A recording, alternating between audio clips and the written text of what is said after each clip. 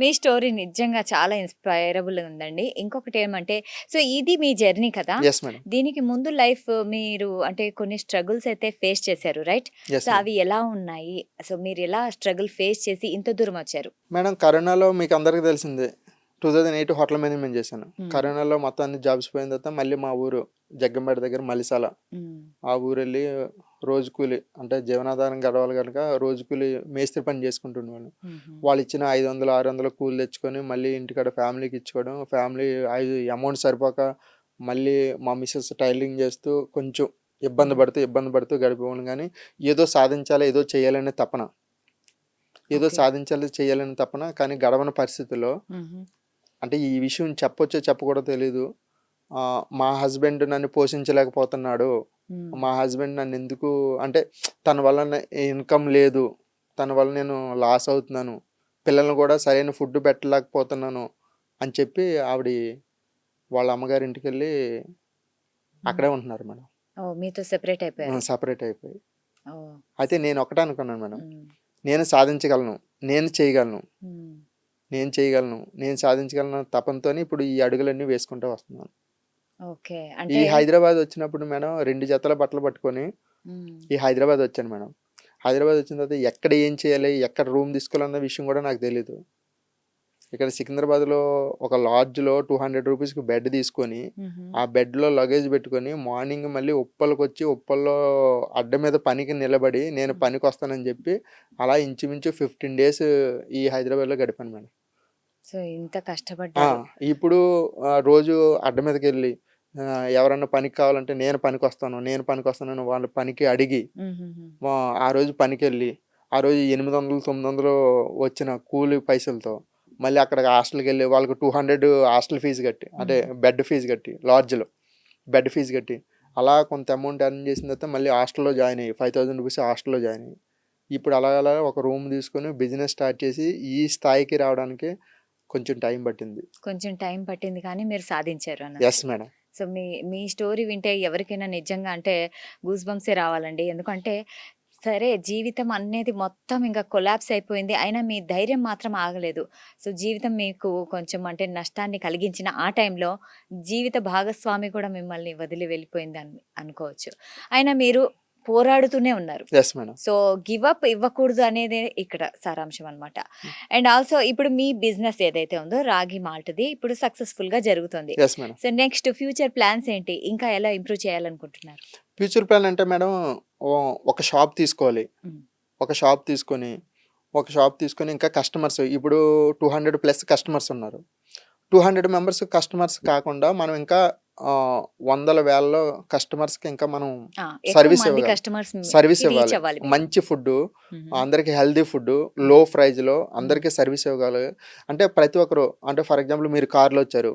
మీరు తీసుకోవాలి. ఒక క్యారేజ్ పట్టుకొని పనికెళ్ళినోళ్ళు కూడా తీసుకోవాలి. ఓకే. ఓకే. ప్రతి హ్మ్. ఒక్కరు రీజనబుల్ పేద, ప్రైజ్‌లో ధనిక అనే ఆహ్, తేడా లేకుండా లేకుండా హ్మ్. మంచి ప్రైజ్‌లో ప్రతి ఒక్కరు తీసుకోవాలి. రైట్. ఇది హ్మ్. కాకుండా దీంతో పాటు మనం కొన్ని ఐటెమ్స్ యాడ్ చేస్తాం మనం షట్టర్ తీసుకున్నందుకు. హుహుహు. ఒక అంటే కర్డ్ రైస్, పెరుగన్నం యాడ్ చేద్దాం. ఓకే. సాంబార్ రైస్ యాడ్ చేద్దాం. హ్మ్. దీంతో పాటు కొర్ర పొంగల్ యాడ్ చేద్దాం. కొర్ర పొంగల్. మిల్లెట్స్‌లో ఓకే. కొర్ర పొంగల్ యాడ్ చేద్దాం. హ్మ్. కొర్ర పొంగలు, కర్డ్ రైసు, హ్మ్. సాంబార్ రైసు, హ్మ్. కొర్ర పొంగలు, దీంతో పాటు మిల్లెట్ ఫుడ్డు, హ్మ్. బాయిల్డ్ ఎగ్, బనానా ఇవన్నీ కస్టమర్స్‌కి ఎంత వీలైతే అంత మంచి సర్విస్ ఇవ్వడం స్టార్టప్ చేసి, నాలా ఎవరైతే ఫస్టు అంటే కొంత జీవితం అయిన తర్వాత స్టక్ అయ్యి చాలామంది ఉండిపోయారు మేడం. హ్మ్. రైట్. వందల మంది స్టూడెంట్సు, అదే. ఆడవాళ్ళు హ్మ్. చాలామంది స్టక్ అయ్యి అదే ఉండిపోయారు. మిమ్మల్ని అడగాలనుకుంటున్నా. ఇంకా లైఫ్‌లో ఇంకా ఒక స్టేజ్‌లో స్ట్రక్ అయిపోయి, ఏవైనా కష్టాలు కానివ్వండి, ఒక చోట ఆగిపోయి ఉంటారు కదా! Yes madam. యువత కానీ, ఎవరైనా కానీ. సో, వాళ్ళకి మీరిచ్చే సందేశం ఏంటి? మెసేజ్ ఏంటి? మేడం ఇప్పుడు ఎవరి దగ్గరికన్నా ఎళ్లి ఆహ్, ఏం చేయాలని చెప్తే ఎవరు చెప్పరు మేడం. హుహు. ప్రతి ఒక్కరికి ఇప్పుడు అంటే ఆహ్, ఎవరి బిజీ వాళ్ళది. హుహు. ఎవరు చెప్పడానికి అవకాశం లేదు. రైట్. హ్మ్. ఈ ఆర్టిఫిషియల్ ఇంటెలిజెంట్ తెలుగులో నేర్చుకోవడం వల్ల ప్రతి ఒక్కరికి చదువుతో సంబంధం లేదు. తెలుగులో నేర్చుకోవడం వల్ల, మనకు అర్థమయ్యే భాషలో మనం మాట్లాడే భాషలో నేర్చుకోవడం వల్ల, ఈ అసిస్టెంట్‌తో వర్క్ ఎలా చేయించాలన్న అవగాహన వస్తుంది మేడం. రైట్. ఆ! ఈ అవగాహన ద్వారా మనకున్న స్కిల్‌ని, నాలెడ్జ్‌ని, ఎక్స్‌పీరియన్స్‌ని ఆ అసిస్టెంట్‌కి చెప్తే హ్మ్. మనల్ని ఒక వేలో పెడుతుంది. ఒక గైడెన్స్ ఇస్తుంది. ఒక గైడెన్స్ ఇస్తుంది. సో, దాన్ని బట్టి అంటే అది ఇవ్వడమే కాదు, దాన్ని బట్టి మనం ముందుకు కూడా వెళ్ళాలి. Yes madam. హ్మ్. యాక్షన్ తీసుకోవాలి. యాక్షన్ తీసుకోవాలి, యాక్షన్ తీసుకోవాలి, కష్టపడాలి. కష్టపడాలి. హ్మ్. సాధించాలనే తపన ఉంటే హ్మ్. ఆర్టిఫిషియల్ ఇంటెలిజెన్స్ ఉపయోగించి లక్షల్లో సంపాదించవచ్చు మేడం. అయితే నాగార్జున గారు ఇప్పుడు ఏఐ వల్ల చాలా మంది జాబ్స్ పోతున్నాయి అంటున్నారు కదా. So yes madam. మీరేమో ఏఐ వల్ల జాబ్ కాదు ఇంకా నా లైఫే టర్న్ అయిపోయింది అంటున్నారు. అండ్ మనం చూస్తున్నాం, కళ్ళారా చూస్తున్నాం. అండ్ మీరు సక్సెస్ఫుల్ గా బిజినెస్ కూడా రన్ చేస్తున్నారు ఏఐతో. సో ఏంటి మీరేమంటారు? మేడం తెలుగు ఏఐ బూట్ క్యాంప్లో ప్రాంప్ట్ ఇంజనీరింగ్ అనే ఒక సెషన్ ఉంటుంది మేడం. మ్హూ. ఈ ప్రాంప్ట్ ఇంజనీరింగ్ అంటే ఏంటంటే 100 మంది చేసే పని 10 మంది చేయొచ్చు. మ్, అంటే ఓకే. ఇప్పుడు 10 రోజులు చేసే పని మనం 1 డేలో చేసేయచ్చు. రైట్.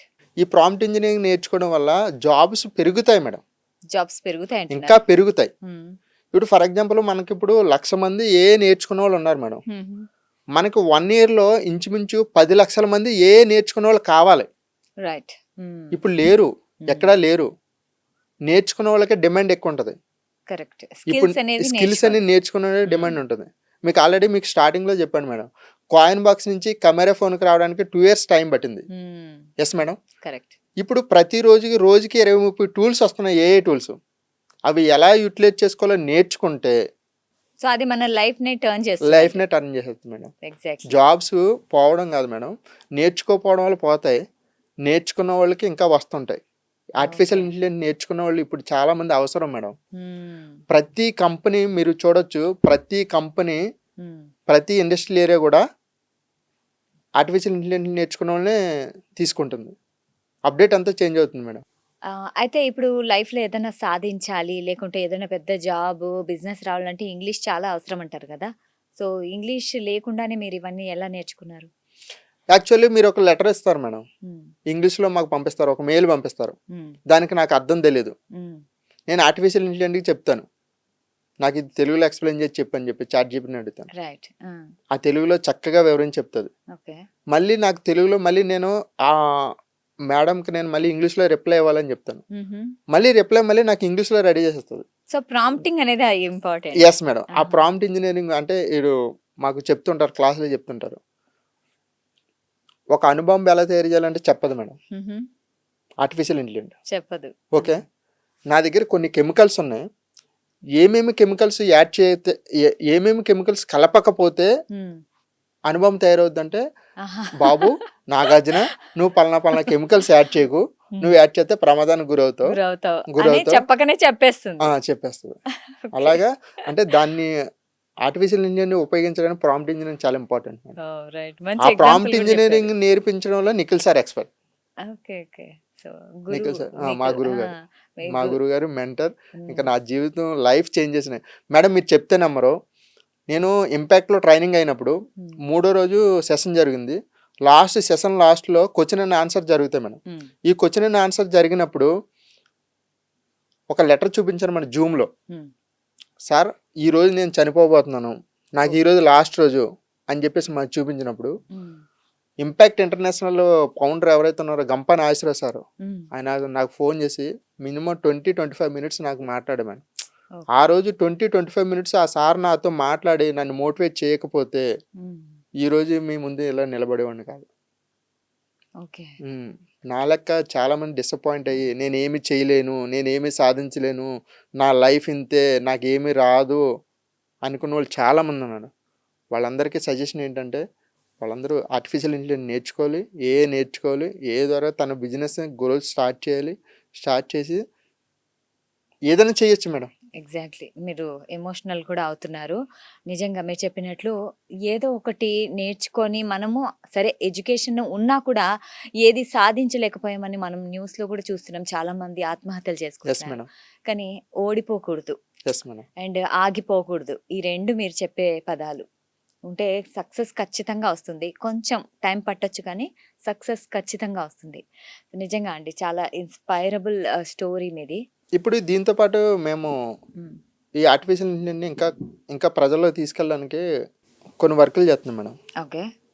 కార్పొరేట్ రియల్ ఎస్టేట్ కంపెనీకి వెళ్తున్నాం, కంపెనీ టీం బిల్డ్ చేసుకొని వాళ్ళకి కొన్ని వెబ్సైట్ చేసేస్తున్నాం వితౌట్ కోడింగ్తో. ఓకే. వితౌట్ కోడింగ్ వెబ్సైట్ చేసేస్తున్నాం. వాళ్ళ వీడియోస్, వాళ్ళ పోస్టర్స్. ఇప్పుడు కొన్ని కొన్ని రియల్ ఎస్టేట్ కంపెనీలకి టైప్ అవుతున్నాం. కొన్ని కొన్ని రైట్. కంపెనీలకి ప్రతి కంపెనీకి ప్రమోటింగ్ కావాలి. అవునండి. ప్రమోటింగ్ ఒక స్టూడియో ఉండాలి, ఒక కెమెరా ఉండాలి, ఒక వీడియో ఉండాలనే లేకుండా మ్హూ. మన ఆర్టిఫిషియల్ ఇంటెలిజెన్స్ ఉపయోగించి చేసేస్తున్నాం మేడం. ఇప్పుడు మీరు స్కూల్లో ఒక గవర్నమెంట్ స్కూల్లో ఒక ప్రాజెక్ట్ చేస్తున్నారు రైట్? సో వాళ్ళకి స్టోరీ బుక్ అనేది ఏఐ టూల్తో స్టోరీ బుక్ కాన్సెప్ట్ మీరు తీసుకొచ్చారు. సో అంటే పిల్లల దగ్గరికి వెళ్ళే ఈ స్టోరీ బుక్ కాన్సెప్ట్ ఎందుకు మీరు వాళ్ళతో ఎందుకు టైం స్పెండ్ చేసి ఇలా చేయాలి అని మీ మనసులోని భావాలేంటి? అంటే మాకు ఎప్పుడు గంపసారి చెప్తుండారు మేడం. మనం వచ్చిపోవడం కాదు, ఏదోటి ఇచ్చిపోవాలి. మనం నేర్చుకున్నది మనం 10 మందికి నేర్పిస్తే, మనం ఏదైతే నేచర్‌కి ఇస్తామో అది మళ్ళీ నేచర్ మనకు తిరిగిస్తుందని చెప్పేసి ఒక కాన్సెప్ట్ చెప్పేవారు. Right right. ఇలాగే మనం నేర్చుకున్నదే 10 మందికి నేర్పించడం వల్ల వాళ్ళ అవగాహన అయ్యి, వాళ్ళ ఫ్యామిలీ సేపు వాళ్ళు ఇదవుతుంటారు మేడం. అంటే రైట్. ఇప్పుడు ఒక వ్యక్తిని ట్రాఫిక్‌లో గాని, లేదంటే ఒక మీటింగ్‌లో గాని ఎవరైనా వ్యక్తి చెప్పానమంటే, ఆ వ్యక్తికే ఆ నాలెడ్జ్ వస్తది తప్ప, ఆ ఫ్యామిలీకి రాదు మేడం.